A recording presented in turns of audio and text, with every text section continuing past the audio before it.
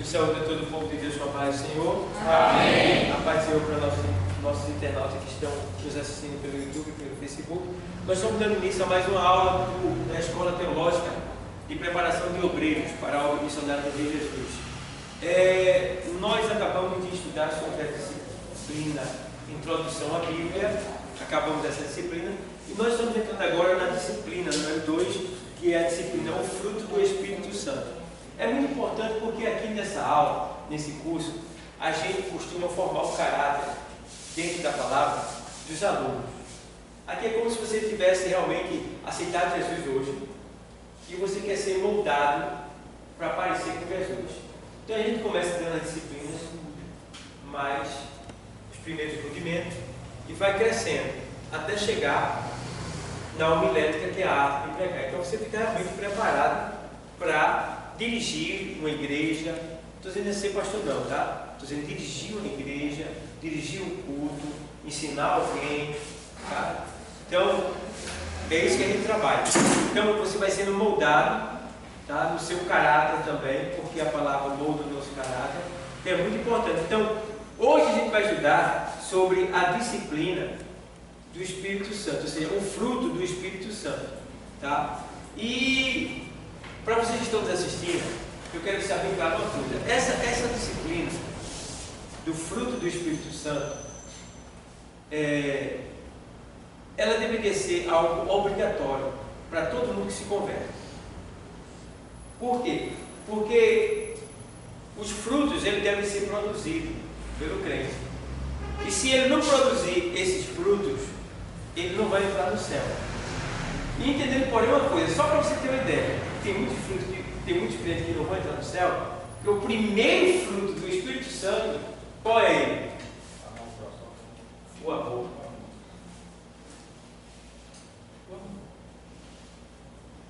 O amor é o primeiro fruto do Espírito Santo. Já viu alguém que disse assim: eu amo meu pastor? E ó, eu amo a minha igreja, e depois procuro outra para ir. Cuidado com essa palavra eu amo. Não banalize a palavra amor, não. É melhor você dizer eu gosto muito. Gostar pode acabar, mas eu amo. Mentiroso, rapaz. Bicho sem vergonha. Não é não, rapaz? Rapaz. Eu fico bravo. Fico bravo mesmo porque a pessoa diz eu amo. Meu Deus do céu, eu fico só analisando as palavras, escutando a palavra, tem gente que solta o verbo mesmo comigo, eu só escutando e estudando cada letra dessa palavra que está falando comigo, só a gente que vive, né? A gente entende aonde quer chegar cada coisa que eu já ensinei para vocês, que por trás de cada letra há um espírito. Por trás de cada letra há um espírito. Ô pastor, Oi. essa semana meu pastor apanhava na rua. Já bem que essa não foi. Fez uma coisa porque eu não deixou. Não deixou.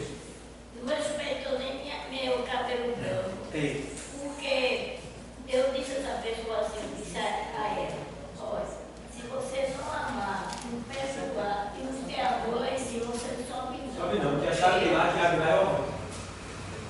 Chave que abre lá é o amor. Já é. Então vamos lá. Vamos entrar aqui. Para a semana, eu pretendo trazer para vocês, eu vou trazer uma explicação sobre, melhor assim, a pessoa do Espírito Santo. Mas eu trouxe só essa introdução aqui, e vou procurar explicar para vocês o que é o Espírito, como é o Espírito, vou mostrar para vocês. Mas vamos ver aqui. Diz assim: o verdadeiro resultado da conversão de uma pessoa a Cristo é o aparecimento de novos o quê? Comportamentos. Aceitou Jesus, vai ter novos comportamentos. Não tem negócio de eu sou assim mesmo. Eu nasci assim, vou morrer assim. A síndrome da Gabriela, né? Síndrome da Gabriela. Eu nasci assim, eu sou sempre assim. Gabriela, né? Rapaz, crente Gabriela não pode. Ele tem que mudar. Tem que mudar. Crente é grosso, ele tem que se tornar amoroso. Tá? São processos que Deus vai fazer acontecer. E é bom que aconteça voluntariamente. E se você não fizer voluntariamente, Deus vai fazer acontecer. João, o evangelista, ele era chamado de Boanerges. Boanerges, no grego, quer dizer filho do trovão. Ele está dizendo que o nome era grosso, pesado, áspero. E a gente vê que ele era áspero mesmo, que quando ele foi preparar a recepção lá em Samaria para Jesus, que não quiseram aceitar Jesus lá, ele voltou e disse: Senhor, vou pedir que desça fogo do céu para queimar tudinho. Ele disse: João, tu não sabe de que espírito sou. Certo? Então a gente vê que ele era áspero, tá? E ele era tão áspero que o Senhor disse assim, claro, a intimidade dele com o Senhor era superior dos outros, né? Superior. Uma palavra que o pessoal usa muito para dizer que João é o discípulo amado do Senhor. Não aceite isso. Porque o Senhor amou todos de forma igual. Ele não faz exceção de pessoa e seria ingrato ou injusto da parte de Jesus amar mais os outros que os outros. Tá? Isso não existe. A diferença era que João amava mais o Senhor. Está entendendo? Não é que o Senhor amava mais João. João amava mais o Senhor, porque enquanto todos iam embora, João ficava com o Senhor. E quem fica com o Senhor mestre aprende mais. Tá? E não é à toa que a gente vê que o Evangelho escrito por João é um Evangelho que não é nem sinótico. Ele difere da visão dos outros três, é totalmente diferente. Então, você vê que João, ele era áspero, carnal, mas vê o processo que ele passou. Primeiro processo, ele levou uma pisa que lascaram a cabeça dele, saiu massa cefálica da cabeça dele, ficou lá quase 3 dias e depois saiu por ali se arrastando e escapou. Depois foi lançado numa caldeira de óleo fervendo. Irmão, a gente leva uma picada de óleo fervendo, é uma dor terrível. Imagina se colocar dentro. Colocar João dentro de um barril de óleo fervendo. Não sei quanto ele escapou. Porque eu sei porque, claro. Mas a gente fica pensando assim. Que o Senhor disse que ele seria o último a morrer. E o Senhor deixou bem claro que ele morreria de morte natural. Não seria. Né? E aí acontece que ele foi lançado dentro de uma caldeira de óleo fervendo. E por último, ele foi preso e levado para a ilha de Patmos. Porque ali era um desastre na vida do ser humano. E o prisioneiro, né? Para a ilha de Patmos. E ali ele escreveu Apocalipse. As cartas dele já é quando ele sai da prisão. Ali ele escreveu Apocalipse. Então você vê que João era grosso. Aí teve que passar por todo esse processo. Tu quer passar por esse processo? Não é melhor ser mais amoroso? Sorrir mais. Então sorrir, rapaz, ele para nada. Né? Sorria. Pra quê? Eu sei. Vai vir o momento da explosão, mas você abafa a explosão. A raça vivípara, pastor, ele não foi com ele também, né? Que chamava batizar? Raça vivípara, batizar. Foi João Batista. Foi o Batista. É. Aí foi Batista. Então você vê que João passou por todo esse processo para poder ser moldado, né? E parecer com o Senhor. Aí você vê que depois que ele sai do processo da ilha de Patmos, ele é liberto. Sai da ilha de Patmos, vem para o convívio dos irmãos. Aí ele passou de Boanerges, filho do trovão, para filho do amor. Olha o nome do filho do amor. Diferença, né? Então, assim somos nós. Ou tu deixa de ser grosso, ou Deus vai colocar você no processo. A ilha de Patmos ali era uma questão, estava tudo isolado. Dentro do mar. Em volta do mar. Era feio. Ninguém escapava dali. Escapava dali. Dentro tinha os. Era um desastre. Não era um pesadelo. Era um pesadelo. Aí, era pedra. Era quebra-pedra. Entendeu? Então era terrível. Então, você vê que temos que ser mais dócil. Assim, o termo de que era grosso. É o mesmo caso de Saulo. E Saulo também falava muito desse. Não, no caso de Saulo não era grosso, ele era zeloso. É diferente. João era grosso, carnal. Saulo era zeloso pela lei. O que Saulo fazia, Deus entendia ele. Porque ele fazia por amor a Deus. Porque ele não tinha entendimento de quem era Jesus. até que Jesus teve um encontro com ele, aí ele passou a entender, e você vê que o mesmo zelo que ele tinha pelo judaísmo, ele passou a ter em dobro pelas coisas de Jesus. Depois que ele teve um encontro com o Senhor, ele morreu pelo Evangelho. Ele não morreu pelo judaísmo, mas morreu pelo Evangelho. Então você vê que, no caso de Saulo, era zelo, certo? Ele mesmo diz que era zeloso pelo... Né? E o fariseu, e ele começa a dizer, o fariseu, tal, e aí ele diz, zeloso, mas persegui os cristãos, torturei, e ele começa a dar os estímulos.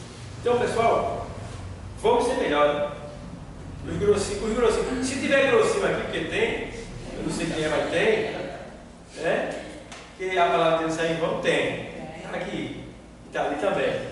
Aí o grossinho, é bom amolecer um pouquinho, ficar mais fino, né?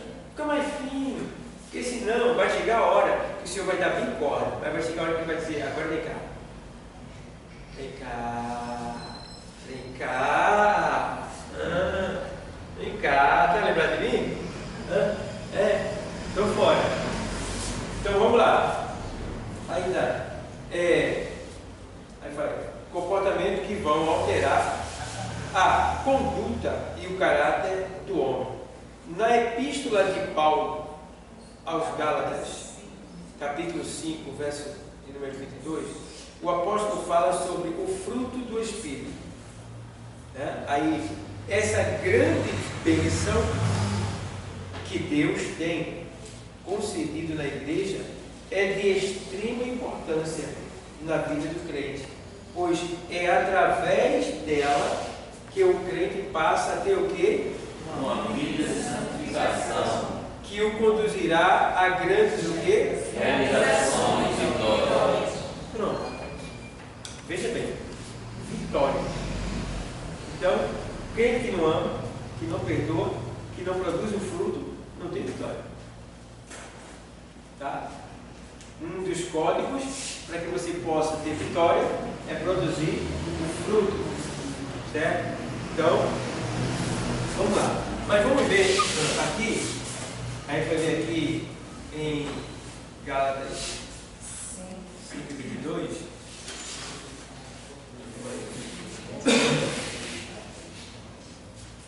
A gente vê o Senhor falando aqui, ó. Aí faz assim. Mas o fruto do Espírito é caridade, que no grego é amor, tá? Não existe caridade sem amor, nem amor sem caridade. Não existe caridade sem amor, nem amor sem caridade. Ainda que alguém esteja fazendo caridade para sua própria glória ou por vingança, a caridade, sendo feita de qualquer maneira por alguém, ela é o fruto do amor. Ela é o fruto do amor. Que a caridade vem do amor. Tá? Então, na nossa linguagem portuguesa, caridade é fazer o bem ao próximo, é ajudar o próximo. Mas aqui no grego, caridade é amor. Tá? E amor, ele explica o que é amor na linguagem grega, que ele deixa bem claro aqui, os frutos do Espírito. Aí ele diz: gozo, paz, longanimidade, benignidade, bondade, fé, mansidão e temperança. Aí a gente vai estudar sobre isso aí depois. Mas aqui, por exemplo, o fruto do Espírito Santo. O Espírito Santo não é simplesmente uma influência benéfica ou um poder impessoal. Porque vocês sabem que algumas pessoas, algumas religiões ou algumas seitas consideram o Espírito Santo como sendo ele uma força ativa, né? Uma influência, tá? Então, não é isso, porque segundo a nossa Bíblia, fica bem claro que ele é o que? Assim como Deus e Jesus, certo? Lembrando, porém, que o Espírito Santo, aí tem que entender uma coisa. Aqui está Jesus, aí vem aqui o Espírito Santo, o Espírito Santo, de Deus. Esses três, eles são todos interligados. Tá? Esse daqui, quando ele fala, aparece esse. E quando esse aparece, que é a palavra, esse daqui age. Vocês estão entendendo? Quando Deus fala, aparece quem? Jesus. E quando Jesus aparece, quem é que age? Jesus. Tá vendo? Por isso que ele disse: haja luz. E houve. Veja. E disse Deus: haja luz. Até então Deus estava calado. Mas quando ele disse haja luz, o Espírito já se movia. Aí quando ele deu a palavra, o Espírito criou. Então toda a criação vem, ela é regida pelo Espírito Santo. Toda a criação. Certo? Aí fica fácil de você entender assim, a Trindade. A Trindade, aqui está a Trindade. A Trindade não tem esse nome na Bíblia, tá? Esse nome foi dado à parte para que a gente entenda que Deus é 3 em 1. Tá? Ele é uma triunidade. Triunidade, 3 em 1. Então está aqui: Jesus, Deus e o Espírito Santo. Então quando Deus fala, aparece Jesus. Quando Jesus aparece, que é a palavra, Deus e o Espírito Santo. Agora, nós estamos aqui, Jesus está com Deus lá no céu, agora, nesse momento. Jesus, a palavra viva, Jesus, a palavra viva, está com Deus lá no céu. E aqui na terra está o Espírito Santo e a palavra escrita. Vê como Deus é. O que é que o Espírito Santo trabalha depois do quê? Da palavra de Deus. A Bíblia é o quê? Jesus está lá com Deus no céu, mas deixou a sua palavra aqui. E o seu? Está entendendo? Aí, a gente tem tudo que a gente precisa. A palavra de Deus, que é Jesus, e o Espírito para fazer acontecer o que a palavra falava. Deu para entender? Amém. Então fica bem fácil vocês explicar essa triunidade. O que é triunidade? O que é o Deus 3 em 1? Tá? De maneira nenhuma o Espírito vai fazer o que ele quer, Deus vai fazer o que ele quer, Jesus vai fazer o que ele quer, porque ele não consegue, não tem como. É 3 em 1, não tem como.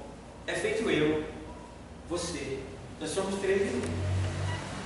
Nós somos corpo, alma e espírito. O espírito se funde com a alma e o corpo físico. Certo? Então, você vê que isso é tão perfeito. Isso é tão perfeito que isso não vai ter fim. O corpo e a alma sempre existirá. Porque quando eu morrer, meu corpo vai para o pó. E a minha alma e o meu espírito vai para o seio de Abraão. Mas a minha alma e o meu espírito vai ficar desejando o corpo físico. Então isso vai acontecer quando Jesus voltar, na ressurreição. Aí quando ele volta, ele dá ordem, aí minha alma e meu espírito, que está no seio de Abraão, tá? É como se a alma fosse, para você entender melhor, é como se a alma fosse uma sombra. Você sabe o que é sombra, né? Pronto. Tá? Mas que no mundo espiritual é como se eu estivesse aqui. Falando daqui para vocês, é como se a alma fosse uma sombra. Mas para eles que estão lá, é como a gente que está aqui. Estão entendendo? Pronto. Então minha alma e meu espírito que estão juntos, fundidos, vai desejar o corpo. Quando meu corpo ressurreto surgir, minha alma e meu espírito entram nele. Então esse corpo será glorificado. É o corpo para viver por toda a eternidade. Aí eu vou estar para sempre com o meu corpo glorificado. Então é corpo, alma e espírito. Do mesmo jeito é Deus. Deus não tem como fugir disso. Porque isso são os princípios divinos. Deus, Pai, Filho e o Espírito Santo. Certo? E você vê que de lá em Efésios, na sequência das cartas de Paulo, ele diz que, em Coríntios 2, ele diz que o Espírito penetra as profundezas de Deus. O Espírito penetra as profundezas de Deus.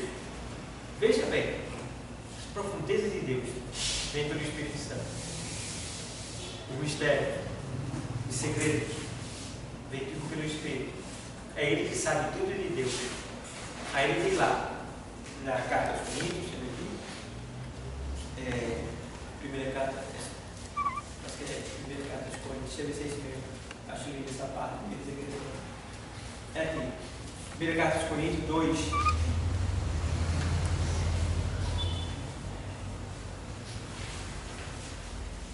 2 e 10. Mas Deus nos revelou pelo seu Espírito, porque o Espírito penetra todas as coisas, ainda as profundezas de Deus. Porque qual dos homens sabe as coisas do homem, senão o Espírito do homem, que nele está? Assim também, ninguém sabe as coisas de Deus, senão o que?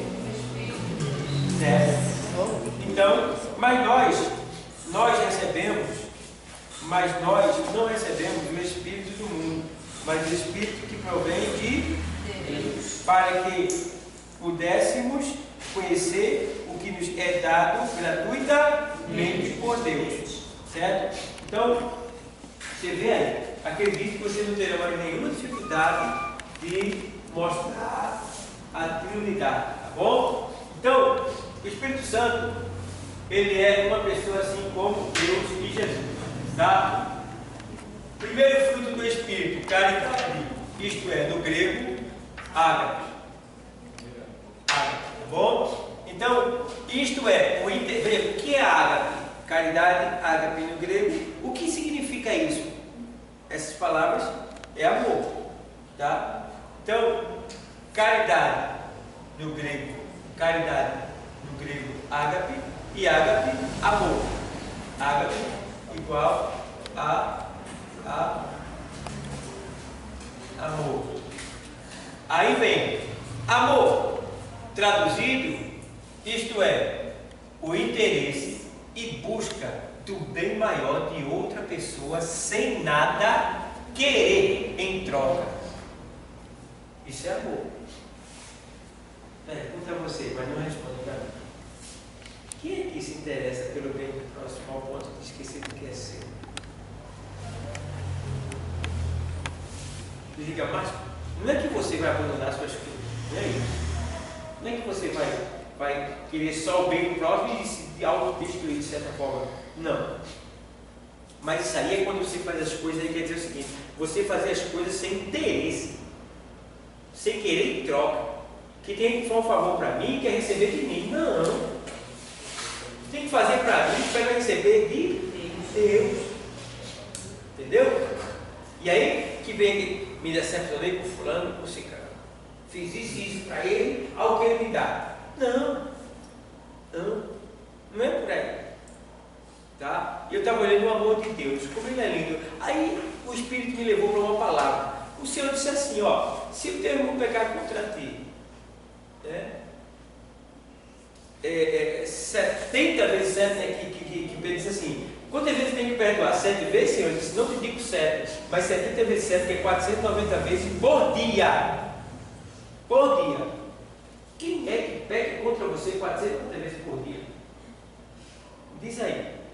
E ele disse: e se assim for, vindo até a ti, arrependido, perdoa. Aí eu estava olhando, aí o Espírito me levou assim, eu estava conversando com Deus, né? Confessando minhas falhas e tal, pedindo perdão. Aí, há um tempo atrás, eu fiquei com uma dúvida: será que eu fui perdoado assim daquilo ali? Porque eu tinha pedido perdão, mas estava meio, o Espírito vai vir aqui. Aí ele diz assim: se Deus manda que você perdoe 490 vezes por dia, e ele, quantas vezes vai te perdoar por você? E agora? Entendeu? Então eu tenho certeza que eu não pego 490 vezes por dia, eu pego muito durante o dia. Pego uma tua e um bocado. Porque a gente pega no pensamento, pega no olhar, pega no julgar, né? No comportamento. A gente vai aprender todinho. Aí Deus está dizendo, se tu quer ser humano, não tem condição para isso, mas tem condição de certa forma, mas ao mesmo tempo não chega a esse ponto. Eu estou dizendo para tu perdoar 490 vezes, e eu que sou Deus. Está entendendo? Coisa linda, né? Então fica tranquilo, teus pecados já foram perdoados. Não torne mais o fazer, para que não te suceda, como ele disse para o paralítico, para que não te suceda coisa pior. Então, vamos lá. Aí vocês entenderam aqui, né? Então, é a busca do bem maior, tá bom? Sem querer, nada em troca. Essa expressão, sem querer, nada em troca, se refere ao amor altruísta.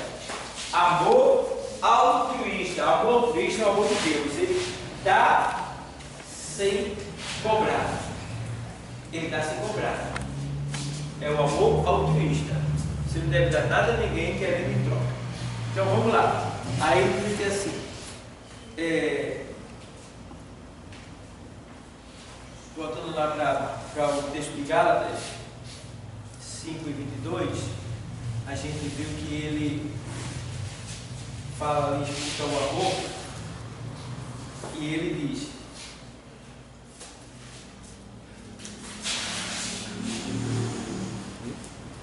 caridade, né? Pastor, Oi, sim. isso é complicado ter o reconhecimento também, não?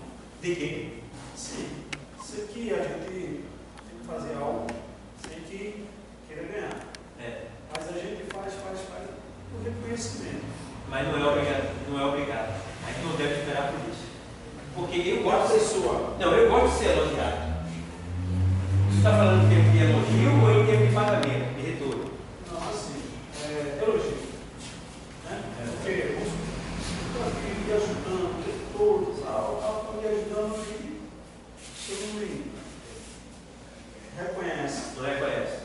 E aí, como é que a gente... Não tem problema, porque a Bíblia diz que quem espera, o homem que espera a glória do outro, ele busca a sua própria glória.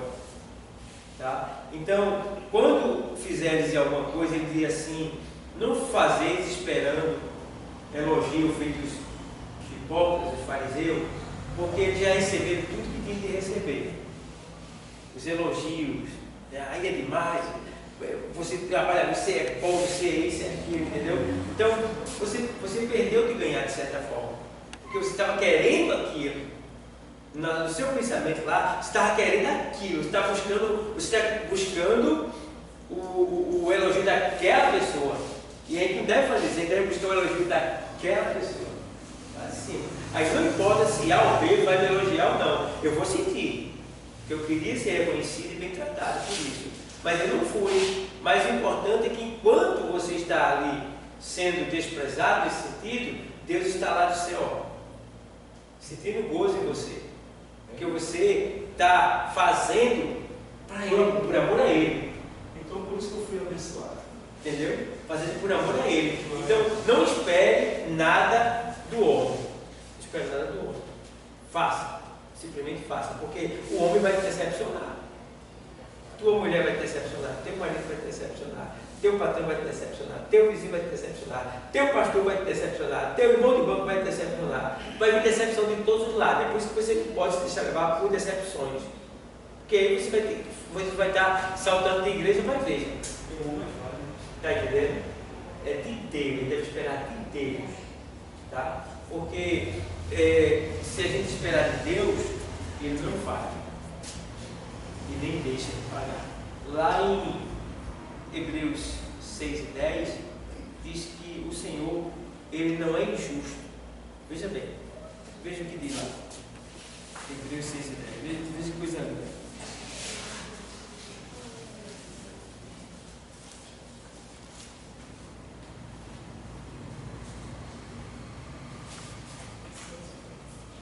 O texto diz aí, porque Deus não é injusto. Se ele está dizendo que Deus não é injusto, é porque o homem é injusto. Certo? Porque Deus não é injusto para se esquecer da vossa o quê? E do trabalho, da caridade, que para com o seu nome mostrastes, enquanto servistes aos santos e ainda servis. Tá vendo? Aí ele faz mais embaixo no 11. Mas desejamos que cada um de vós mostre o mesmo cuidado até ao fim. Tá vendo? Para a completa certeza da esperança. Então, você vê que você não pode desanimar por causa do outro. Tem que ir até o fim. Se ele não está olhando, faça. Faça. Porque Deus não é injusto para se esquecer. Está dizendo aí. Então, vamos fazer. Né? Eu já fui muito mal assim. Eu já esperei isso aí. Quando eu esperei isso, era quando eu esperava que eu não tinha. E eu agradeço a Deus que eu não tinha. Que se eu tivesse, eu teria me alegrado, teria perdido o que eu ganhei por não ter tido. Aí Deus foi e me fez conhecer a palavra e entender que agora eu tenho que buscar o elogio dele, feito Jó. Vice meu servo. E sexta-feira essas pessoas participam do roteiro do céu e da terra. É pela minha vitória. Isso. Aí ficaram assim surpresos, olhando assim, dizendo, como foi isso? Isso. Só Deus. Deus faz. Tá vendo? Aí, ó, você vê, pronto, aí vamos lá. Aí a gente voltou aqui para a carta aos Gálatas 5. Aí que ele fala sobre o amor, né? O amor no agape que eu mostrei para vocês. E tem esse versículo aqui. Veja lá, ao Romanos 5. Ao Romanos 5 e 5.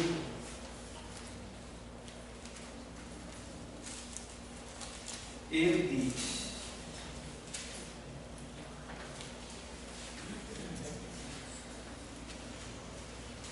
e a esperança não traz confusão, porquanto o amor de Deus está o quê?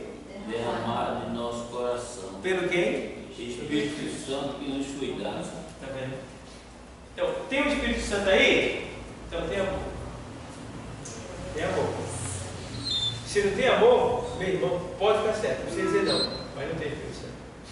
O Espírito Santo, ele gera esse amor. A gente vai estudar um pouco sobre o amor ali ainda, mas ele gera esse amor. Porque vai chegar lá em Coríntios 13. Quer falar alguma coisa? Não é só para perguntar, ali é Romanos 5,5. É, 5,5. Romanos 5,5. Obrigado. E Coríntios 13 é muito interessante. Coríntios 13. Porque tem gente que 1 Coríntios 13, quando Paulo fala sobre a excelência do amor. E aí você vê que Outro é Efésios 5,8, né? 5,5. Efésios 5,2.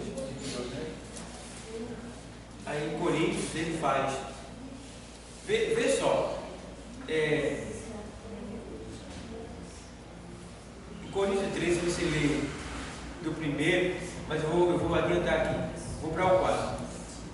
A caridade, que é o amor, é sofredora.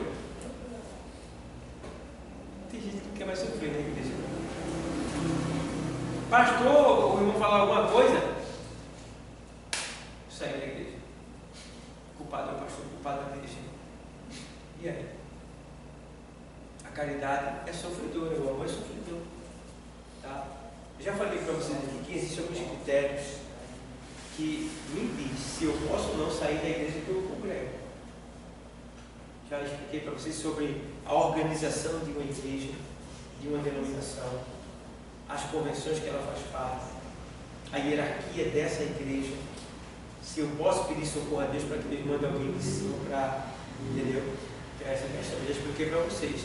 Agora o outro ponto é isso aqui, é você entender que a caridade é sofredora, ou seja, o amor sofre. O amor sofre. O amor, ele é sofredor. E o povo não quer mais sofrer pela causa de Cristo, não. Não quer não, meu irmão. Sofrer? Estou fora. E o que é sofrer pela causa de Cristo? É viver chorando? Desempregado? Na miséria? Não. Não é isso. Sofrer pela causa de Cristo é você sentir a dor de Cristo. é sentir aquilo que Deus sente por ver uma alma ir para o inferno. É saber que alguém está indo para o inferno e você precisa também meditar sobre o que é o inferno. Tem crente que está na igreja que está nem aí, ele está indo para o inferno, nem percebe. Está bem ocultado mesmo. Ele não meditou o que é o inferno. Eu já peguei sobre o inferno. Eu acho que mais para Deus deixa para o inferno, não. Eu deixo para o inferno. Eu falo sobre o inferno, Deus deixa para mim. Porque não se fala sobre o inferno. E quem fala às vezes não sabe falar e ofende. Mas a maioria da minha pregação eu falo sobre o negócio de inferno e céu. Principalmente quando é pregação pública. Se você ver minha pregação pública, eu vou falar sobre demônios, espíritos, inferno, céu. Eu falo sobre essas coisas que chamam a atenção, que o povo lá fora não conhece, não entende. Eu explico tudinho, que é para chamar a atenção dele. Quer falar? Quando é uma congregação assim, que ele tem um conhecimento que algumas pessoas se encontram fora, biblicamente, assim, dos ensinamentos, e ele conhece, sabe, tem certeza, e não repreende porque tem medo de perder essas ovelhas, se prejudica só aquelas ovelhas ou todo em si, porque ele prega a palavra, ele pronuncia a palavra, mas sabe que tem esses erros, mas não toma nenhum tipo de atitude por devido por medo disso. E essas outras pessoas conhecem que algumas pessoas estão completamente erradas, indo para o caminho errado, mas não repreende nem tomando atitude. Assim, a atitude dessa pessoa que quando toma esse conhecimento, ele ir até ele, mesmo não ele aceitando a verdade, ou vamos dizer assim, ou eu pego, tomo a atitude de ir, sair para não também se contaminar e se afundar junto com esses outros. Existem dois pontos. O primeiro ponto é que ele pode não estar vendo esse tipo de pecado do grupo que você está falando, que a vossa senhoria está falando.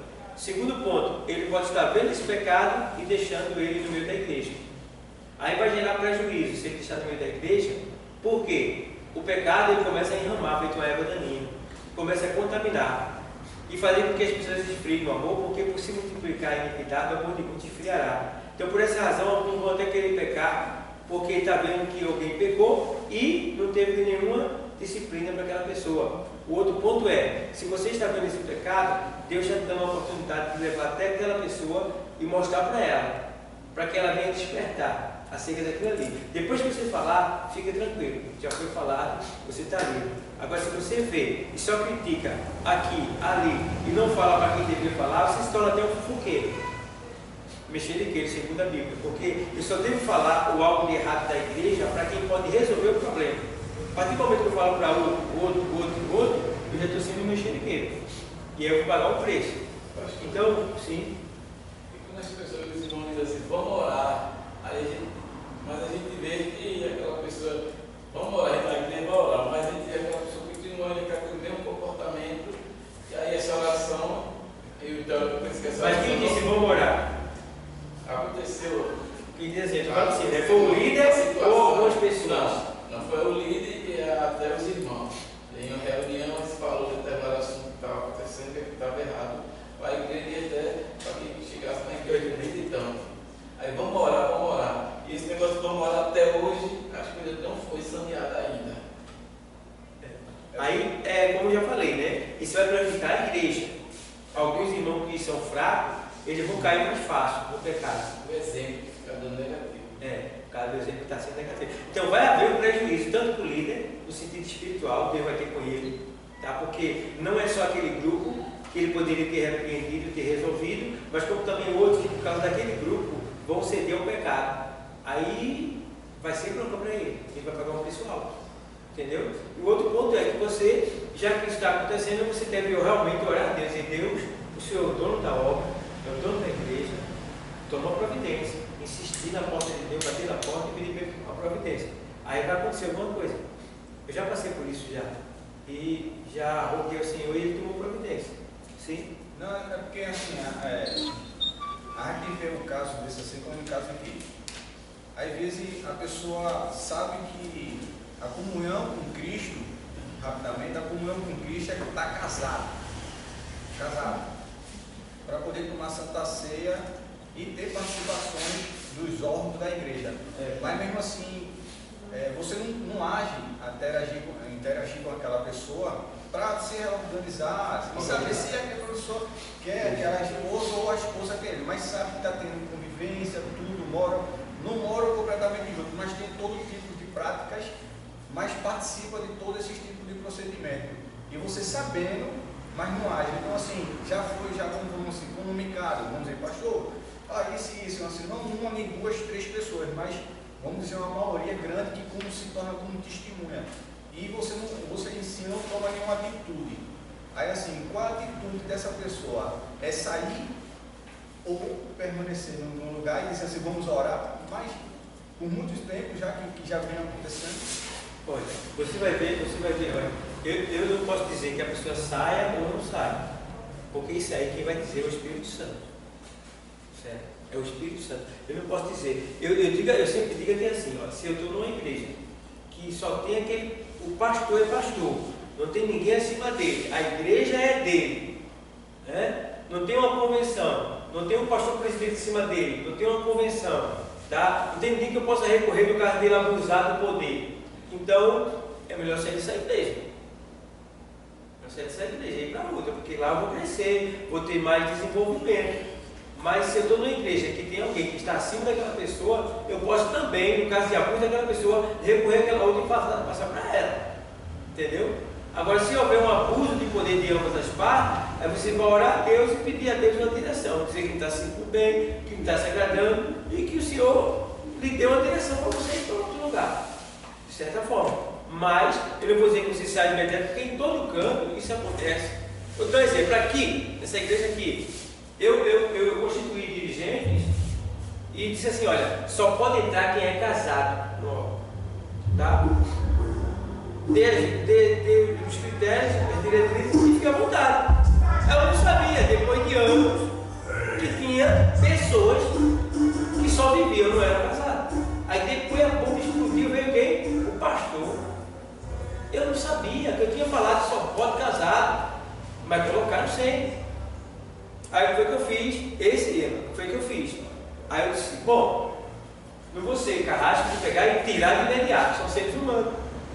Entraram sabendo que não podia e colocaram sabendo que não podia. Ambas as partes erradas. Porque se você sabe que está errado, por que você vai aceitar um convite? Você sabe que vai estar profanando o que é santo.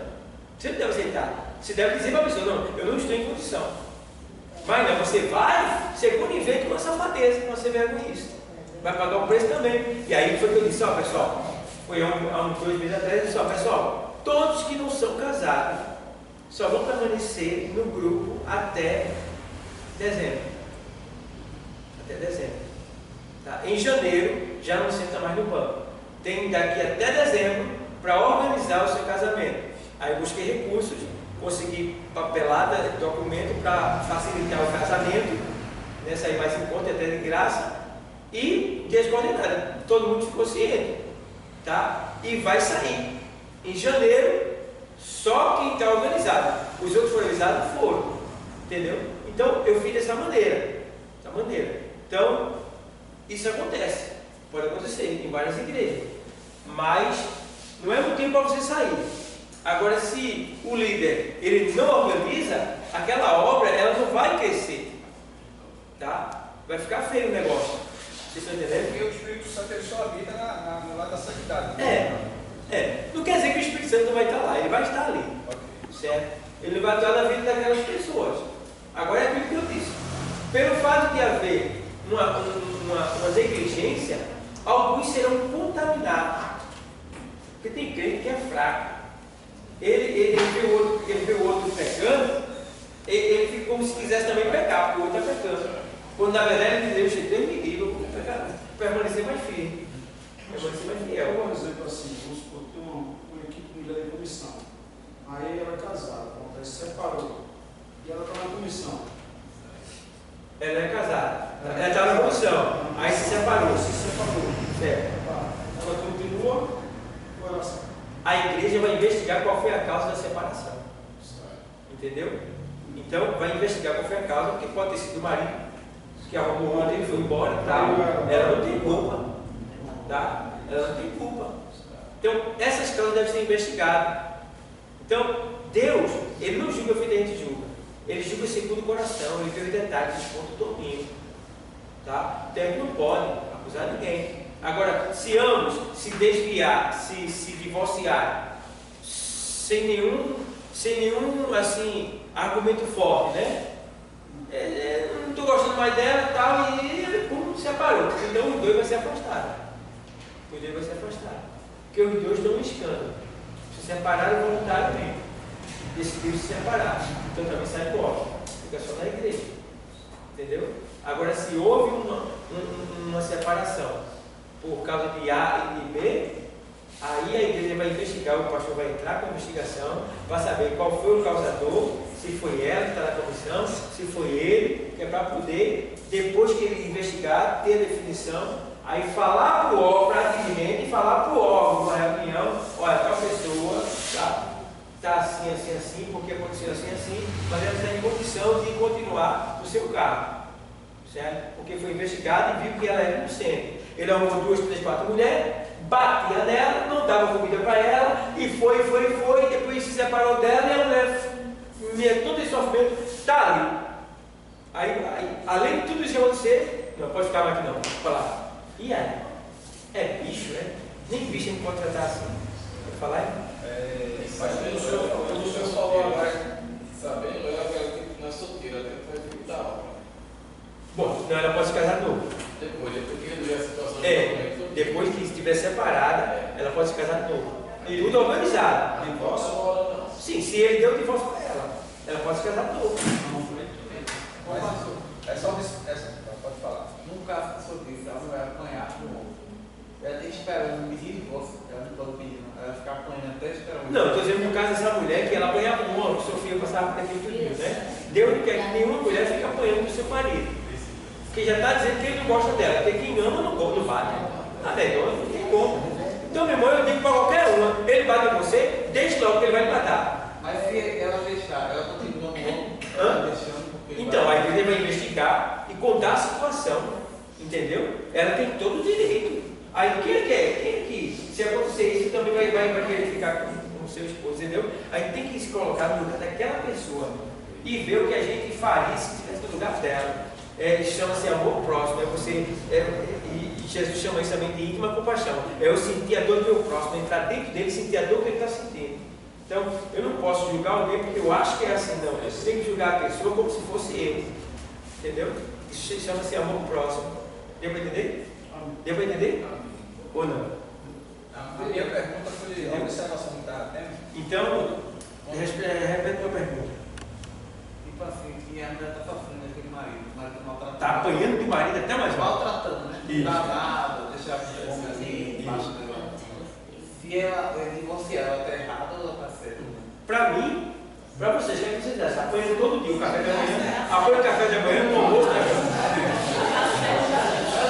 E para Deus, que ele diz que a mulher não pode. Para Deus também, Deus não fez o ser humano para estar batendo, maltratando o outro, não.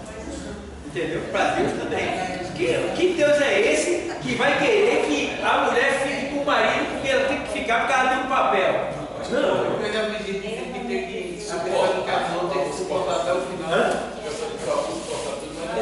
Não é esse ponto aí não. Porque suporta, mas aí ele não ama ela. O amor tem que ser múltiplo. Tem que ser, entendeu?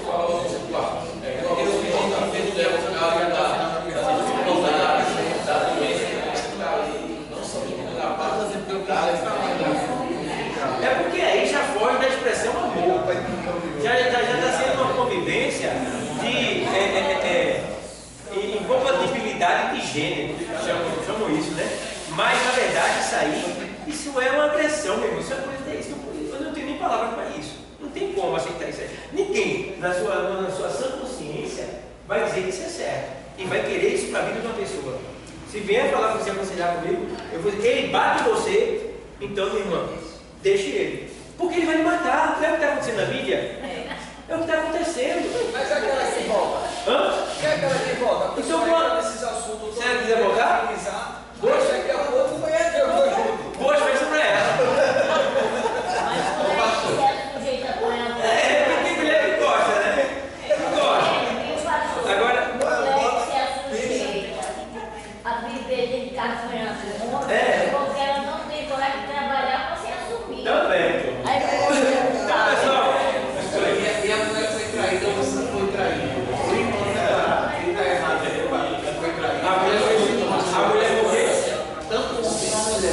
foi traído, os dois, tanto o homem como a mulher, e foi traído, ele pode separar ou ele está errado se ele separar? Segundo a lei, ele pode separar. Ele pode perdoar e viver e está livre para separar, porque foi adultério.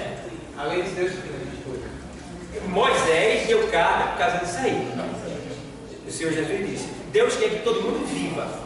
Agora, se você não pode viver com ninguém, acusa, porque pior do que o divórcio é o repúdio. Ei, Sil, pior do que o divórcio é o repúdio. O que é o repúdio? Repúdio é você viver com uma pessoa para a sociedade, com uma outra, você viver de aparência para a sociedade, mas dentro de casa você vive separado. Isso aí é triste. Não tem relação com a mulher, não tem amor com a mulher, e vice-versa. Vocês chamam de repúdio. O homem desprezando a mulher e ela é obrigada a ficar com ele. Isso aí é repúdio. Deus condena esse negócio, não aceita isso. É pior do que o divórcio. Então não é melhor divorciar, separar, porque cada um vai viver feliz com quem quer. Pronto, meu irmão. Vai viver feliz, vai fazer a tua vida. Se tu quer, vai, tchau. Não é melhor do que ele matar. Não é melhor do que ele. Está entendendo, pessoal? Então, aí os crentes radicais dizem: não, mas está dizendo ali que não pode separar, não. Então tá certo, vai quebrando a tua cara, vai estar arrebentando por aí. Porque ele tem que viver em paz. Ele tem que viver em paz. Eu tenho que respeitar ela, ele tem que respeitar. O amor tem que ser mútuo. Tá? Não importa o motivo da separação, mas depois pode se casar de novo, vai? Olha, se separou, a pessoa tem livre-arbítrio para casar de novo. Porque quem vai ajudar o coração da pessoa não é o pastor, é o Senhor. Entendeu? É porque agora, já disseram que seria comunicação, ter outro casamento além daquele. Se torna quando a pessoa faz isso intencionalmente. Por isso que eu estou dizendo a você, que Deus vai ajudar segundo o coração. Tá? Porque ele vai usar um argumento para dizer que se separou-se dela e ela se separou-se dele. Dois argumentos. Eu, como ser humano, vou entender os dois argumentos. Mas lá Deus vai ver no coração que esse aqui se separou desse que está aqui hoje naquela dali. Eu não sei. Mas quem sabe? Então aí, então, porém, quem vai julgar? É ele. Entendeu, pessoal? Pronto. O homem, às vezes, ele tem uma mulher só em casa. Mas ele tem duas, três no coração. Está entendendo? Tem a vizinha que ele fica olhando para ela, a vizinha está opa. Né? A mulher tem o maridinho dela, o bichinho é feinho, né? Coitadinho. Mas trabalha aqui só, bota o pão dentro de casa, não é feio o bichinho. Mas aí tem o sarador do lado e ela olha para ele, tá, e quando ali, ela na mente dela, ela pecado. Adultério. Então veja como as coisas é. Aí Deus vai julgar tudo isso. Agora, se a gente se arrepender aqui e melhorar, se consertar, for moldado pelo Espírito Santo, aí não chega nem no tribunal de Cristo, já vai tudo ser resolvido aqui embaixo. Mas se o negócio continuar, talvez não chegue nem no tribunal de Cristo, vai direto para o inferno. Na lei da graça. Mesmo sempre entende. Só em pensar já. Entendeu? Então é tudo aí, pessoal. Mas vamos lá. A Bíblia diz que a gente vai ler sobre isso aí, mas aonde está aqui no texto, não sei se é no 5.2 ou se é no Colossenses, é no 5.2, parece. Efésios 5.2 e o quê? Lê.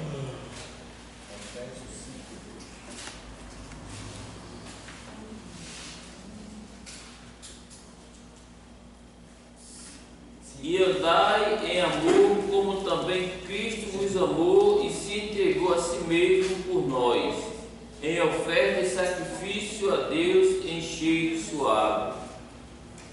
E no primeiro diz aqui: sede, pois, imitadores de Deus, como filhos amados, e andais em amor, como também Cristo vos amou e se entregou a si mesmo por nós, em oferta e sacrifício a Deus em cheiro suave. Então, nesse aí não, está no ponto aí, mas é aquele texto que diz assim: aonde está o Espírito do Senhor, aí há liberdade. Então a gente está aqui aprendendo a ser o quê? Conhecereis a verdade, a gente tem que saber lidar com isso aqui, pessoal. Se você não souber lidar com isso daqui, você vai ficar pior do que o ímpio lá fora. Pior do que o ímpio. Porque você vai querer os seus próprios irmãos, você vai ter raiva dos seus próprios irmãos dentro da igreja. Quando na verdade o ímpio faz isso, ele pode, o mundo nos odeia, mas ele vai te respeitar mais que o próprio irmão, o próprio crente que está dentro da igreja, porque ele vai usar isso aqui de maneira errada. Tem que ter cuidado. Isso aqui, meu irmão, isso aqui pode dar vida e pode matar, se você não souber usar. Certo? Então, é por aí, pessoal. Vamos aprender e vamos colocar em prática, certo, pessoal? Então, a gente vai parar aqui,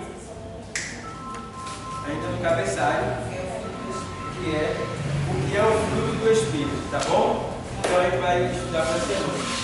Que Deus continue abençoando a todos que estão assistindo pelo YouTube e os irmãos aqui presentes. Deus abençoe.